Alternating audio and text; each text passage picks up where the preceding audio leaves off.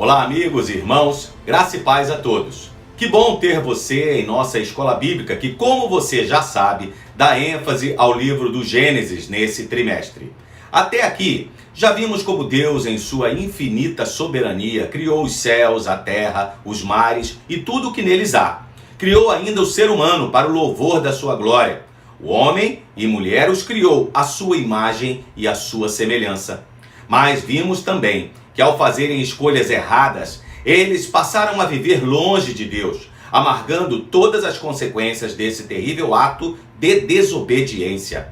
A maldade humana se multiplicou de tal forma que Deus decidiu condenar aquela geração e começar tudo de novo a partir de Noé, homem justo e temente a Deus, e a sua descendência, que, seguindo rigorosamente as instruções do Senhor, construíram a arca onde a vida seria preservada do dilúvio que se abateu sobre a terra. A maior parte do livro trata da história da salvação, que começa no capítulo 12, na chamada de Abraão. Nesse tempo, chamado ainda de Abrão, alguém que não tinha descendência e que residia em Harã, a muitos quilômetros ao norte da Palestina. Tudo isso iria mudar, não por acidente ou coincidência, ao contrário, como resultado dos planos do Senhor e da pronta obediência do patriarca. Vamos lá? Abra sua Bíblia, Gênesis capítulo 12, verso 1.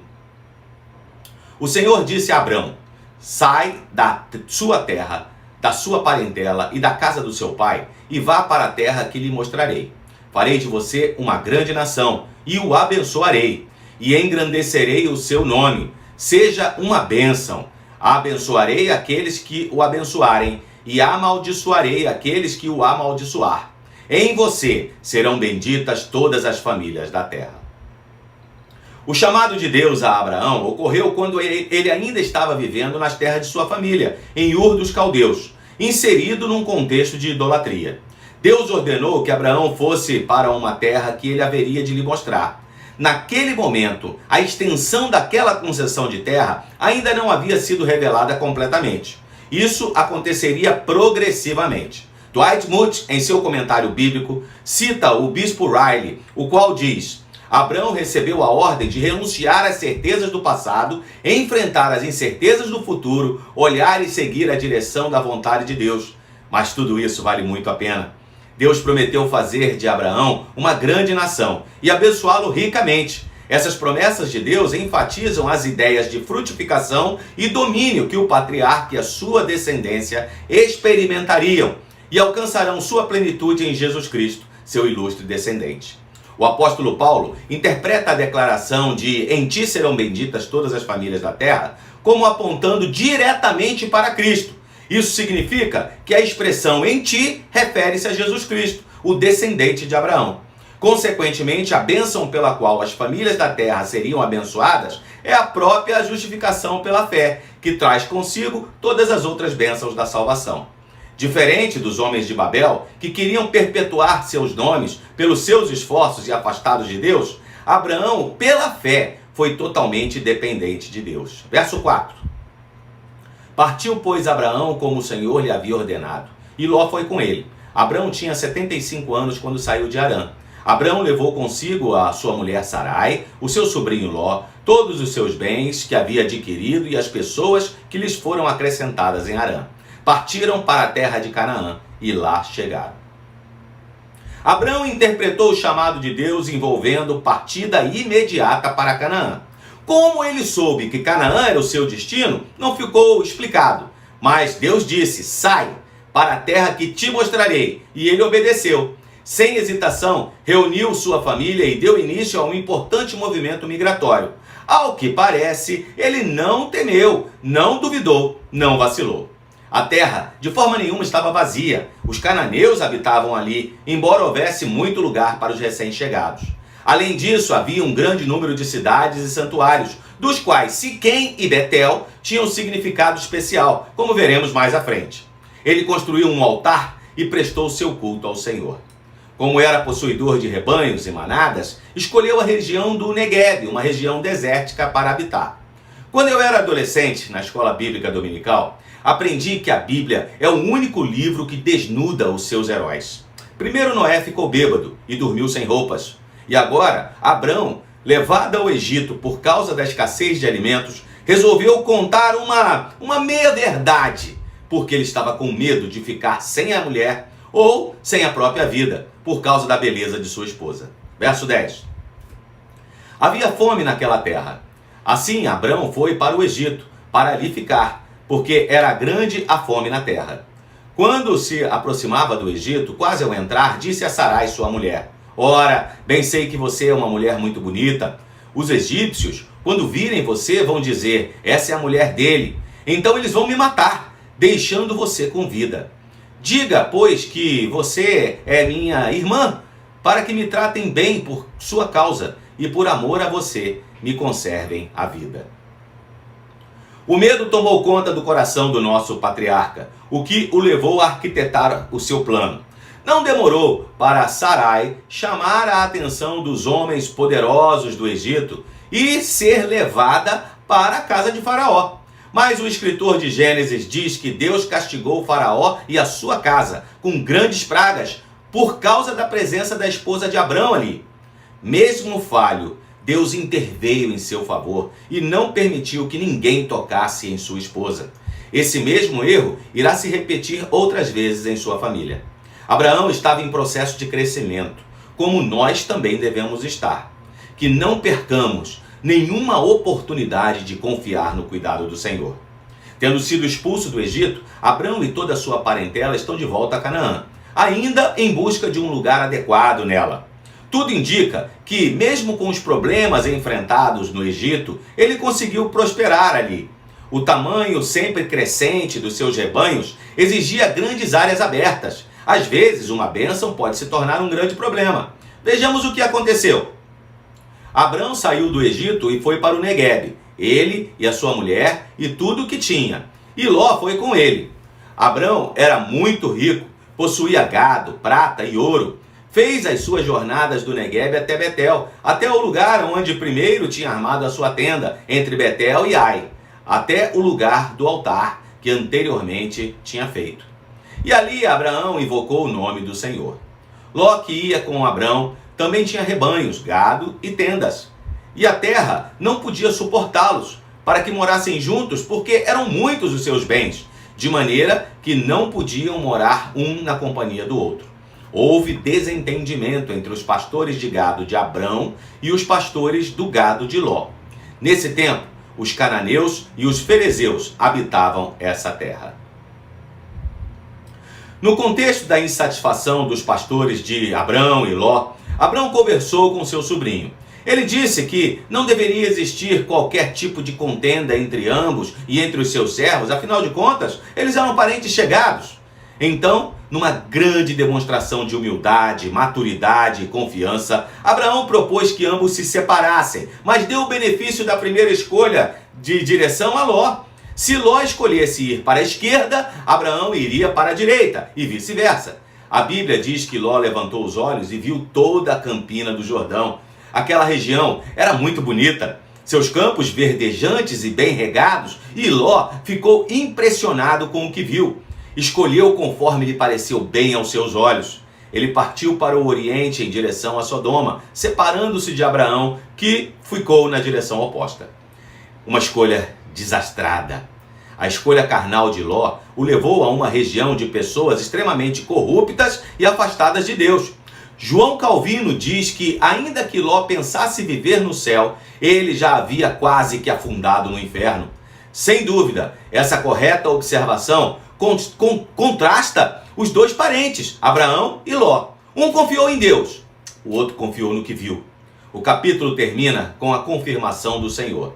Abrão havia feito a escolha certa, e as promessas divinas desse capítulo reforçam o que Deus já havia lhe dito antes. Moody afirma em seu comentário que, como recompensa por seu altruísmo raro, o patriarca recebeu a terra de Canaã. Deus lhe deu o título de propriedade da terra e convidou-o a abrir bem os olhos e apreciar os tesouros que se estendiam diante dele em todas as direções. O Senhor disse a Abrão que depois que Ló se separou dele: erga os olhos e olhe de onde você está para o norte, para o sul, para o leste e para o oeste. porque toda essa terra que você está vendo, eu a darei a você e a sua descendência para sempre. Farei a sua descendência como o pó da terra, de maneira que se alguém puder contar o pó da terra, então será possível também contar os seus descendentes. Levante-se e percorra essa terra no seu comprimento e na sua largura, porque eu a darei a você. E Abraão, mudando as tendas, foi morar nos carvalhais de Mamré, que estão junto a Hebrom, e ali edificou um altar ao Senhor. As Escrituras mostram como essa promessa foi sendo cumprida ao longo da história do povo de Israel. Contudo, essa promessa também apontava para Cristo e os verdadeiros descendentes de Abraão pela fé, o novo Israel formado por judeus e gentios, e o seu cumprimento pleno e final será alcançado na consumação dos séculos, com o verdadeiro Israel habitando os novos céus e a nova terra diante de Deus. Chegando agora ao capítulo 14, vemos algo muito comum na antiguidade. Reis frequentemente empreendiam ações militares com o objetivo de conquistar outras cidades. As cidades conquistadas se tornavam submissas aos conquistadores, lhes pagando tributos. Foi exatamente o que aconteceu quando uma confederação de 4 reis fizeram guerra contra uma confederação de 5 reis. Naquele tempo, Anrafael, rei de Sinar, Arioque, rei de Elazar, Quedorlaomer, rei de Elão, e Tidal, rei de Goim, fizeram uma guerra contra Bera, rei de Sodoma, contra Birzá, rei de Gomorra, contra Sinabe, rei de Admá, contra Semeber, rei de Zeboim, e contra o rei de Bela, também chamado de Zoar. Todos esses se ajuntaram no vale de Sidim, onde fica o mar salgado. Por que razão Deus permitiu que essa informação chegasse até nós? Provavelmente porque ela serve de pano de fundo para a história de livramento liderada por Abraão.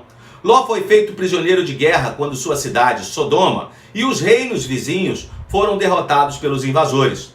Sodoma não era só notoriamente ímpia e má, mas a sua riqueza se tornou uma tentação para forças externas distantes. Depois de avisado do que havia acontecido, não havia para Abraão outra escolha. O pacífico patriarca aqui se torna um guerreiro bem-sucedido. Embora tenha comandado um exército de homens não treinados para a guerra, mais uma vez vemos o agir de Deus a favor do seu servo. Verso 14. Quando Abrão soube que o seu sobrinho estava preso, fez sair 318 homens dos mais capazes, nascidos em sua casa, e perseguiu os inimigos até Dan. E de noite, Abrão dividiu seus homens em grupos, derrotou os inimigos e os perseguiu até Robá, que fica ao norte de Damasco. Trouxe de novo todos os bens e também o seu sobrinho Ló, os bens dele, e ainda as mulheres e o povo. Em seu retorno triunfante, Moisés diz que 2 reis locais reagiram de maneira favorável a Abraão, e a questão dos relacionamentos não é um aspecto sem importância no estabelecimento dos relacionamentos na Palestina. Vejamos o texto. Quando Abraão regressava depois de derrotar Quedorlaomer e os reis que estavam com ele, o rei de Sodoma foi ao encontro dele no vale de Savé, que é o vale do rei. E Melquisedeque, rei de Salém, trouxe pão e vinho. Ele era sacerdote do Deus Altíssimo. Ele abençoou a Abrão e disse: Abrão, seja abençoado pelo Deus Altíssimo, que criou os céus e a terra. E bendito seja o Deus Altíssimo, que entregou os adversários de você nas suas mãos. E Abrão deu a Melquisedeque o dízimo de tudo. Então o rei de Sodoma disse a Abrão: dê-me as pessoas e fique com os bens para você. Mas Abrão lhe respondeu: juro pelo Senhor, o Deus Altíssimo, que criou os céus e a terra, que nada tomarei de tudo que é seu, nem um fio, nem uma correia de sandália, para que você não diga: fui eu que enriqueci a Abrão. Não quero nada para mim, a não ser o que os rapazes comeram e a parte que toca a Aner, Escol e a Mamré, os homens que foram comigo, que estes fiquem com a parte deles. É óbvio que o rei de Sodoma devia favores a Abrão, e a sua oferta foi mais do que natural. Mas Abrão não queria ficar devendo nada a homem algum, muito menos ao rei de uma cidade com a reputação de Sodoma. Mas o ponto central dessa história é o outro rei, Melquisedeque, rei de Jerusalém, ocasionalmente abreviado para Salém, também chamado de o Rei da Justiça. O comentário bíblico NVI explica que, do ponto de vista dos fatos meramente, a história é muito simples. Um governante cananeu local fez um gesto de amizade a um herói que retorna, fornece uma simples refeição aos seus homens, pronuncia uma bênção sobre ele e recebe uma pequena porção do saque da guerra. Mas é evidente que o reinado sobre Jerusalém incluía funções sagradas. A divindade adorada por Melquisedeque era El Elohim, o Deus Altíssimo. El era adorado pelos cananeus como a sua divindade suprema, como Pai e Criador. E o título Altíssimo também era muito conhecido entre eles. Para Abraão estava muito claro que o Deus adorado por Melquisedeque não era outro senão o Senhor, o Deus que havia aparecido pessoalmente a ele. Abraão reconheceu a superioridade e a legitimidade do sacerdócio de Melquisedeque e por isso lhe deu o dízimo de todo despojo de guerra. Nas Escrituras, Melquisedeque é identificado como um tipo de Cristo. Isto significa que Melquisedeque, sendo rei e sacerdote antes mesmo do sacerdótico levítico em Israel, prefigurou o ministério de Cristo, que é nosso rei e sacerdote. Um lindo tema que estudaremos mais detalhadamente na carta aos Hebreus em uma outra oportunidade. Durante toda a sua vida, Abrão manifestou uma forte confiança em Deus. Foi fácil permitir que a confiança brilhasse nas horas de triunfo. Quando ele se lembrava das maravilhosas promessas de Deus, era um conforto saber que o cumprimento delas se dá na sua semente por meio dela. Mas quando ele envelheceu e o fim da sua vida se aproximou, enquanto ele continuava sem filhos, sentiu-se tentado a esmorecer. Todas as promessas que Abrão havia recebido dependiam totalmente do fato de ele ter um herdeiro, mas Sarai continuava estéril. Então o escritor de Gênesis nos conta que, já no primeiro versículo do capítulo 15, depois desses acontecimentos, a palavra do Senhor veio a Abrão numa visão, dizendo: não tenha medo, Abrão, eu sou o seu escudo e lhe darei uma grande recompensa.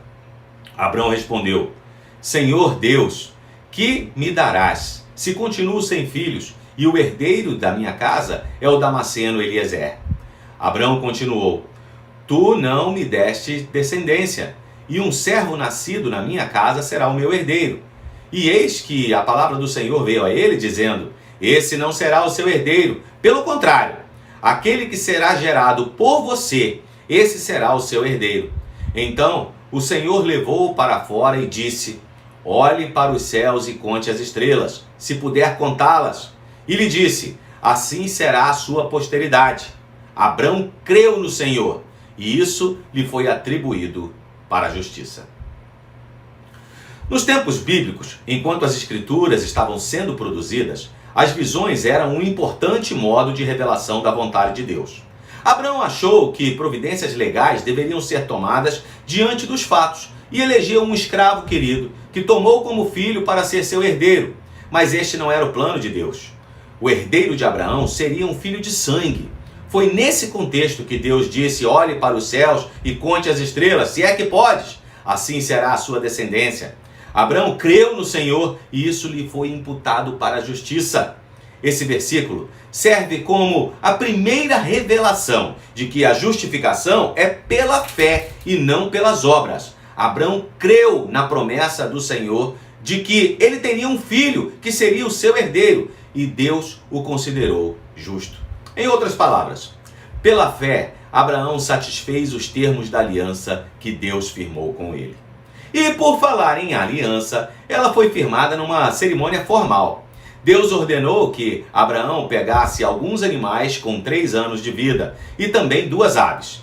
Abraão fez conforme o Senhor lhe ordenara e cortou os animais ao meio, com exceção das aves. Ele também colocou cada metade de frente uma para a outra e protegeu aqueles cadáveres de animais dos ataques das aves de rapina.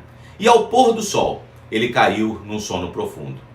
Então, mais uma vez, Deus falou com Abraão, dessa vez dando detalhes acerca do futuro da sua descendência. Verso 13. Então o Senhor disse: fique sabendo, com certeza, que os seus descendentes viverão num país estrangeiro. Ali serão escravos e serão maltratados durante 400 anos. Mas eu castigarei a nação que os escravizar. E os seus descendentes, Abrão, sairão livres, levando muitas riquezas. Você terá uma velhice abençoada, morrerá em paz, será sepultado e irá se reunir com os seus antepassados no mundo dos mortos. Depois de 4 gerações, os seus descendentes voltarão para cá, pois eu não expulsarei os amorreus até que eles se tornem tão maus que mereçam ser castigados. Deus revelou a Abrão que seus descendentes iriam peregrinar em terras alheias, mas depois da 4ª geração, ou seja, aproximadamente 400 anos depois, retornariam para Canaã para herdar a terra prometida e também para executar o juízo de Deus contra os povos que ali viviam. Antes do final do capítulo, Moisés falou ainda que um fogareiro fumegante e uma tocha de fogo passaram entre os pedaços dos animais que tinham sido partidos ao meio. Isso explica o significado do cerimonial envolvendo os animais partidos ao meio. Textos do Antigo Oriente registram que naquela época, muitas vezes o estabelecimento de alianças envolviam o costume de partir animais ao meio num tipo de ato simbólico. As partes que faziam a aliança tinham que andar entre as metades separadas dos animais. Isso servia como uma afirmação de que o mesmo deveria acontecer com a parte que quebrasse a aliança. Quando o fogo, que simbolizava naquele contexto a presença de Deus, passou por entre as partes dos animais, isso significou um juramento divino de que as promessas feitas a Abraão seriam cumpridas. Essa solenidade apontava diretamente para a inabalável fidelidade de Deus. Significativamente, Deus passou sozinho entre as metades dos animais. Isso significa que Deus estava impetrando maldição sobre si mesmo, caso ele não honrasse a sua aliança. Também por isso, o escritor de Hebreus diz que quando Deus fez a promessa a Abraão, ele jurou por si mesmo, já que não havia outro maior por quem jurar. Gênesis 15 termina com Deus, com uma declaração de Deus bem específica a respeito da parte dos limites geográficos e éticos da terra que prometeu dar aos herdeiros na promessa feita a Abraão. Assim também terminaremos nosso estudo de hoje. Eu espero que você tenha gostado. Como é bom saber que o nosso Deus está atento a todas as nossas necessidades e cuida de nós, não é mesmo? Que você tenha uma semana abençoada. Um abraço, pessoal. Até a próxima!